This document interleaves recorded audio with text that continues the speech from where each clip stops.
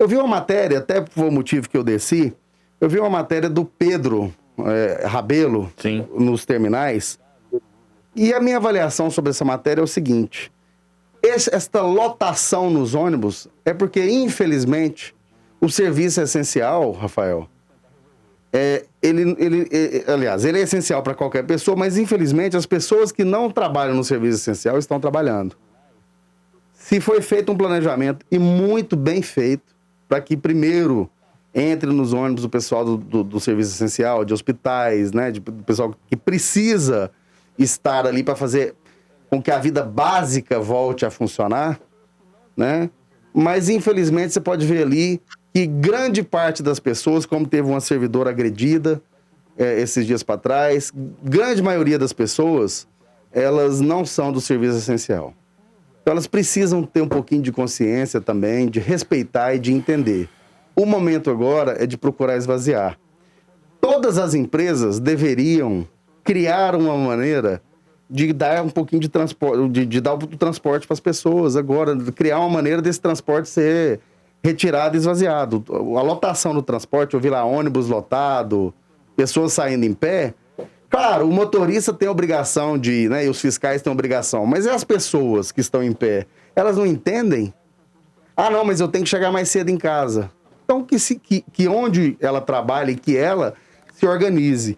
Eu costumo falar o seguinte, que gente que anda correndo e chega atrasado, não sei se vocês concordam com isso, é porque não se planejou. Você andar correndo, não, eu tô com pressa porque eu tô atrasado para um negócio, é porque eu não me planejei.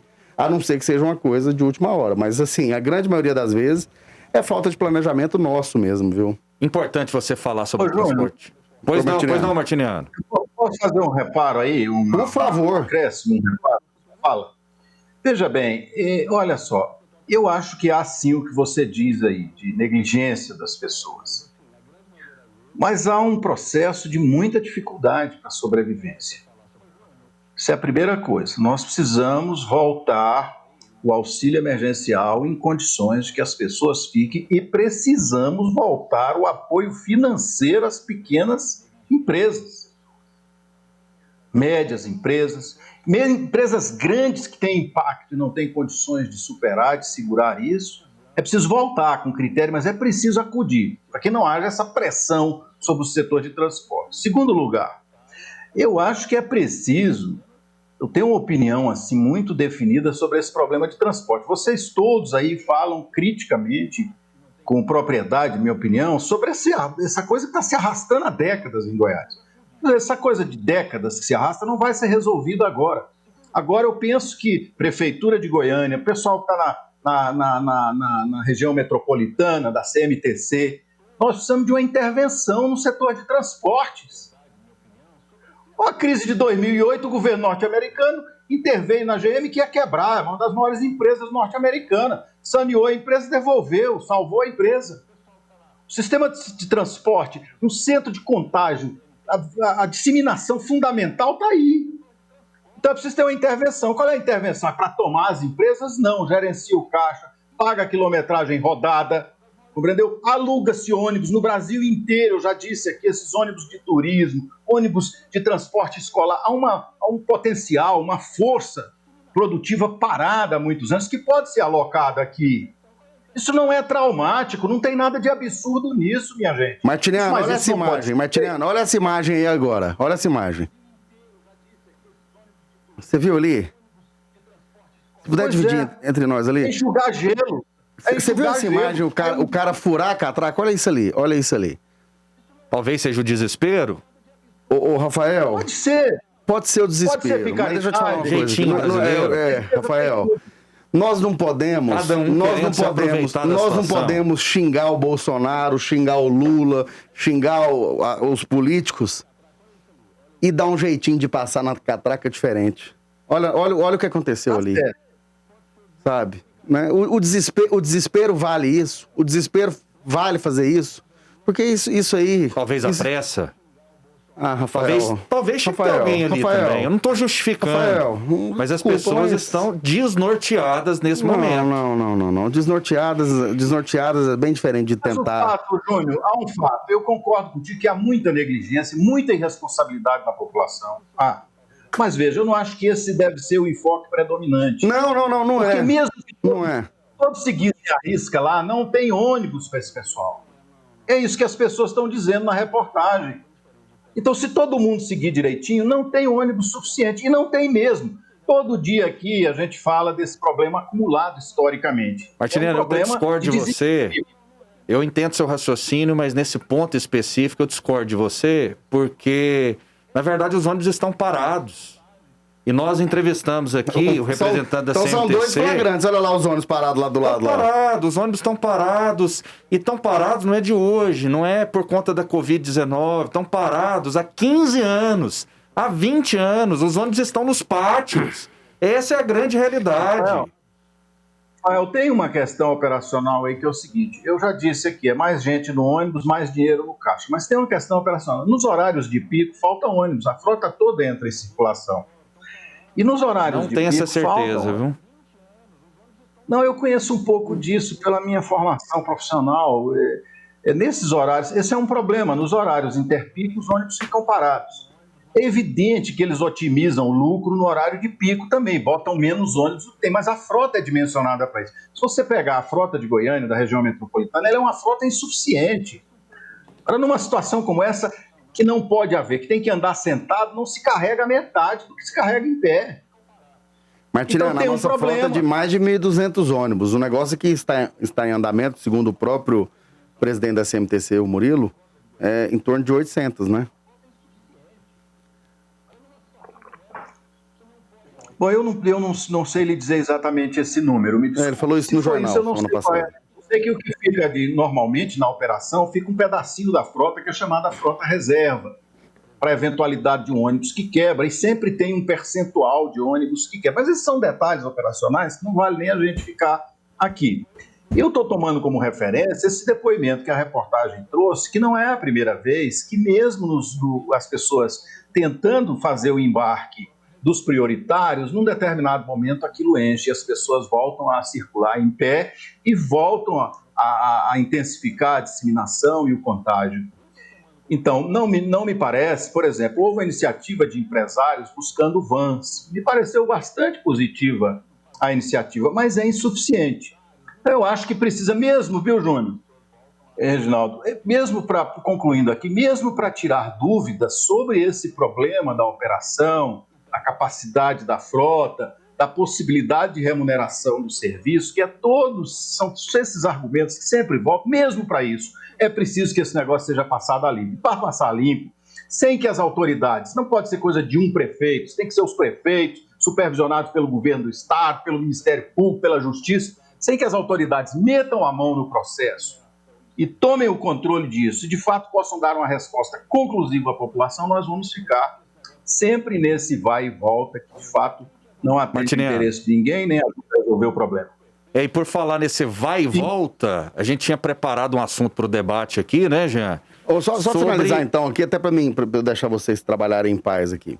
É importante, eu concordo, Jean, só para a gente voltar para Goiânia e para esse assunto finalizar, eu concordo que existe ônibus quebrado, assim como eu ouvi há 21 anos atrás, quando eu trabalhei aqui a primeira vez, quando teve um negócio de, se não me engano, de 1.000 chaves trocadas em 30 dias.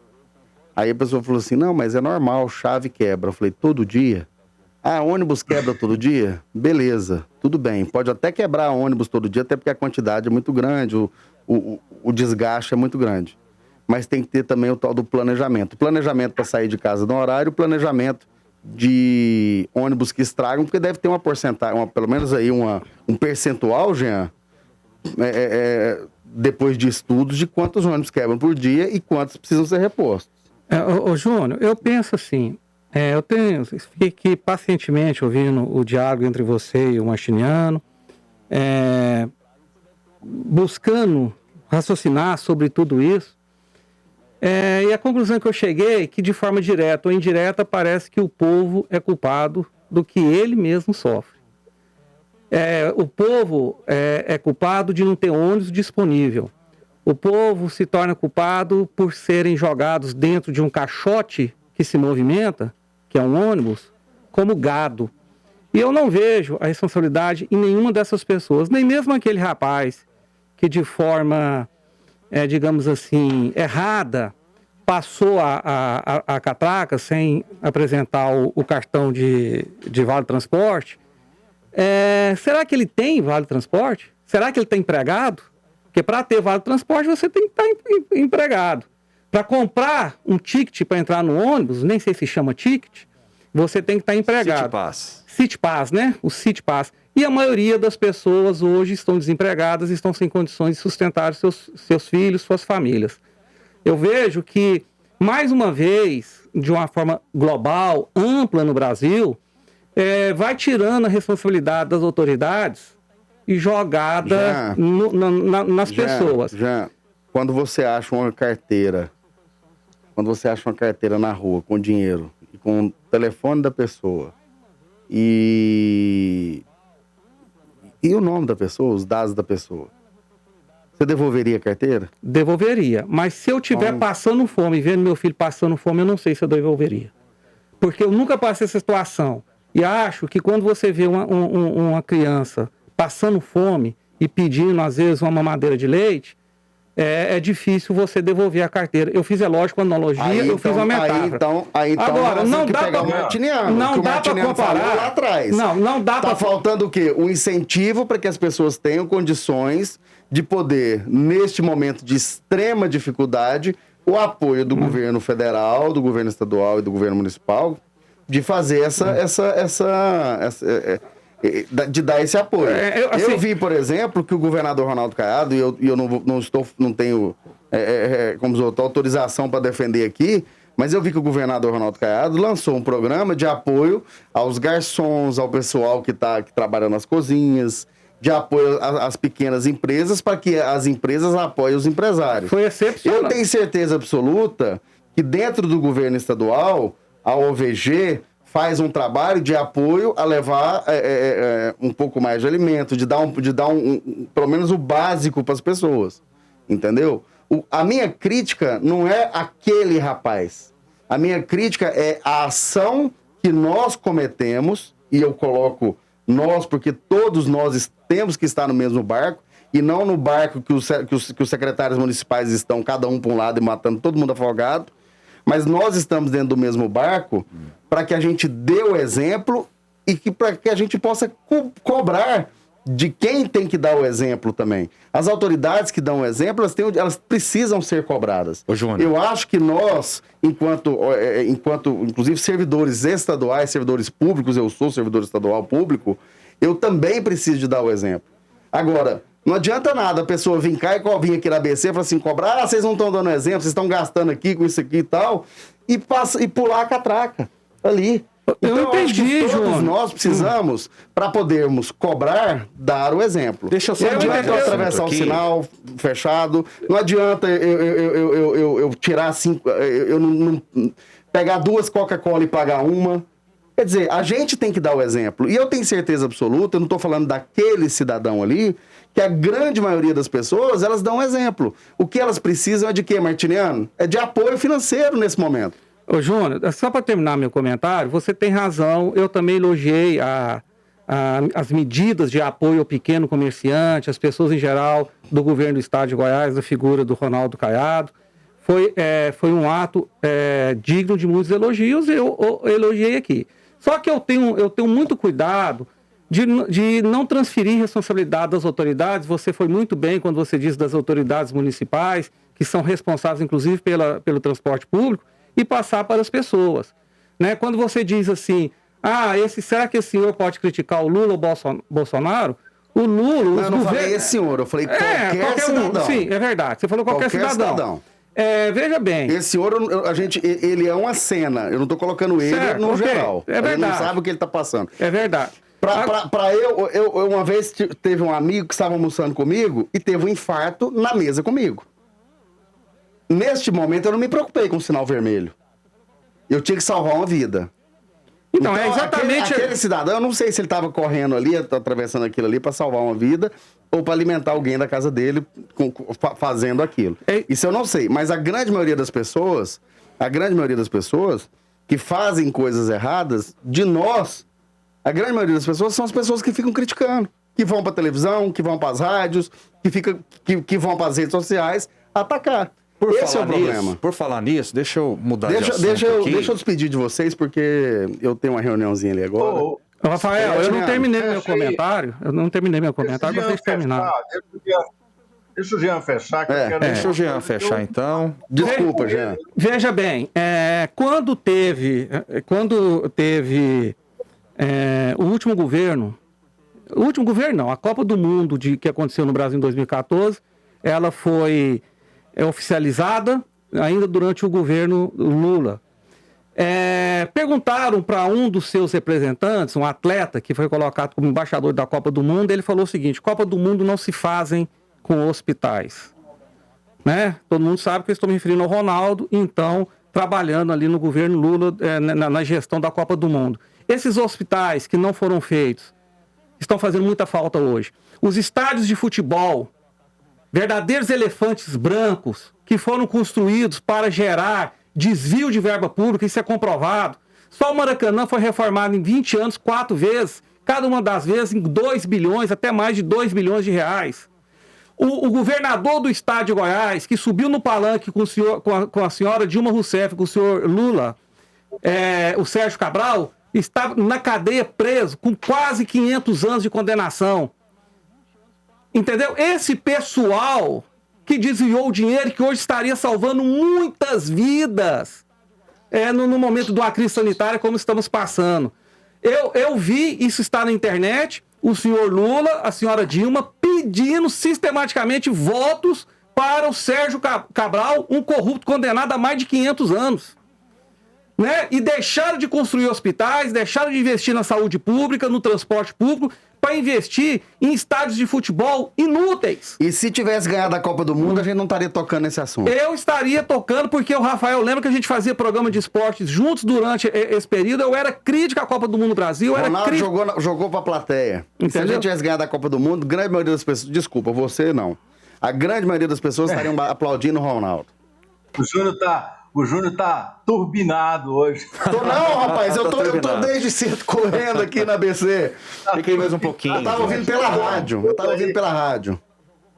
Eu quero dizer uma coisa pro Jean. Olha, Jean, eu concordo plenamente com você de que não é correto você colocar a responsabilidade das crises essencialmente no povo. Concordo plenamente com você. Eu não fiz isso, acho que o Júnior também não fez isso. Eu cobrei a responsabilidade aqui das autoridades em relação à assistência financeira, se quer que haver distanciamento social e se é preciso paralisar o contágio, as pessoas não vão morrer de fome. Se isso for feito pela metade, eu disse, isso vai prolongar-se no tempo, o resultado será pior. Cobrei das autoridades a intervenção no transporte para resolver o problema de modo imediato. Agora, nós estamos num momento que é um momento quando se diz é uma guerra que nós estamos vivendo, a população tem sua parcela. E embora a população esteja recebendo um bombardeio de informações contraditórias, fake news, que seu DNA vai mudar e etc, etc, essa população, apesar disso, ela vai ter que saber escolher o melhor caminho, e o melhor caminho é o da civilidade, do comportamento social, do isolamento, da unidade para enfrentar o problema, porque sem isso nós não vamos vencer. Uma última palavra. Eu tenho pleno acordo com você sobre os desperdícios em relação à Copa do Mundo, sobre a corrupção em relação àquela roubalheira nos estádios. Absoluto. Fui absolutamente contra aquilo e, novamente, independente de ganhar ou perder a Copa. Agora, a gente não pode ter trauma de infância, né? Quer dizer, você dizer que essa é a causa da nossa incapacidade de enfrentar esse problema hoje, eu creio que é forçar a barra absurdamente. Eu acho assim.